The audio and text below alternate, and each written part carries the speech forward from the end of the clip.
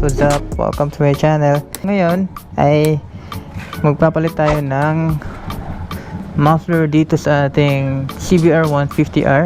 Bale, itong muffler na ito, kasali talaga ito nung binili ko itong CBR 150R. Pero binalik ko lang sa stock kasi dami kasing huli dito sa Cebu City mga idol. Yung mga LTO, kailangan pa daw kapag gagamit ka nito, kailangan ipapa-register mo pa ito. Then magbabayad ka ng, sa magkakalam ko, mga 800 plus. Nalik ko siya sa stock. So ngayon, ilalagay natin ulit para kahit pa paano marinig nyo anong tunog nitong Acropovic na ito. And by the way, hindi ito original po. Ano lang, replica lang. Yan. And ilalagay ko na lang sa screen kung magkano yung presyo niya. Okay? But una sa lahat ay pakinggan muna natin yung stock na tunog nitong motor na ito mga idol.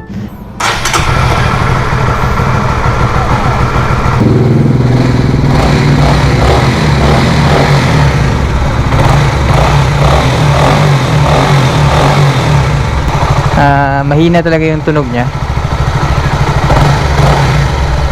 So sige, papalitan na natin yung, tanggalin muna natin ito and then ilalagay natin yung Acropovic na pipe dito sa CBR. Okay. Una natin tanggalin dito. Hugutin lang natin siya, no, paatras para matanggal natin siya. Mabigat pala ito. Yan guys, finally natanggal na natin siya. Grabe, ang bigat pala nito ng stock na pipe ng CBR 150R mga idol. Siguro 2 kilo ito, hindi ko lang alam, no. Yan, and ito naman napakagaan talaga. May kasali siyang clip para ilalagay natin dito. Alright, pasensya na kung madilim yung video kasi sinamantala ko na yung pagkakataon na makapag-vlog ngayon dahil ako lang yung mag-isa dito sa bahay. And then kapag meron na yung may-ari dito, hindi na tayo makapag-vlog kasi may sasakyan kasi sila dito magpa-parking. So sinamantala ko na lang yung pagkakataon, no. Nalagay na natin. Alright, moment of truth.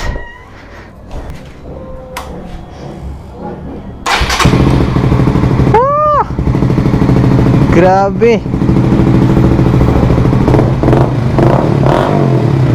What? Natakot yung pusa.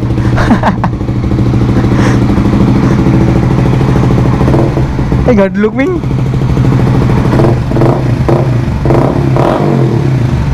Wah, grabe. Di ba? Lapit tayo para marinig nyo yung tunog ng muffler.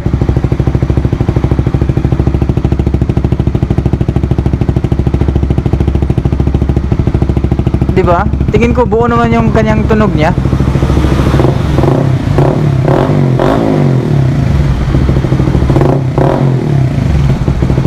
Diba?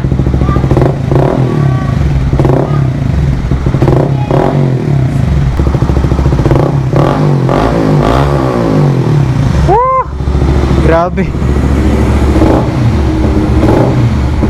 Yan talaga yung napansin namin, pati yung previous na owner nitong bike. Kapag ito yung ginagamit namin na, or ito yung pipe na nilagay namin sa CBR, ang lakas ng pag-angat ng RPM niya, hindi katulad sa stock. Parang walang pumapigil, no, sa kanyang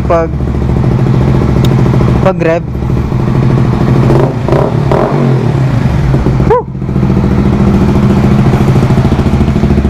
Natin dito.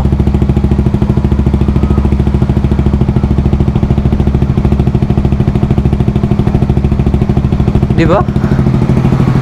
Ang ganda, no? Grabe. Maganda naman, di ba? And sa pagkakalam ko, mayroon pa itong silencer, no? Natatanggal pa yan. Gagawin natin ngayon, tanggalin natin itong silencer niya mga idol. Alright, let's go. Tanggalin natin mga idol. Yun, no? Ito pala yung silencer niya. Alright, try natin mga idol. Walang silencer yan. Tingnan natin yung tunog ng muffler na ito.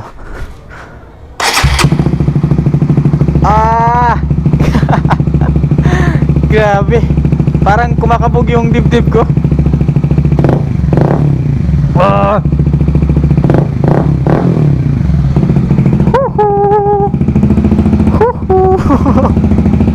Grabe.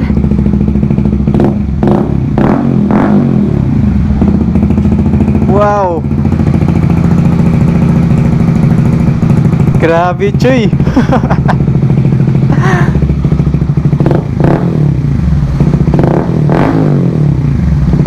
Grabe yung tunog niya mga idol, grabe.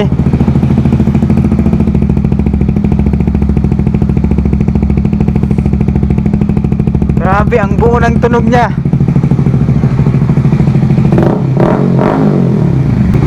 Satisfied naman ako nung merong silencer. Okay na yung tunog niya, parang buo naman siya yung tunog niya. Pero nung tinanggal yung silencer, lalo pang nagiging kumakabog yung tunog niya. Grabe, parang kumakabog sa dibdib.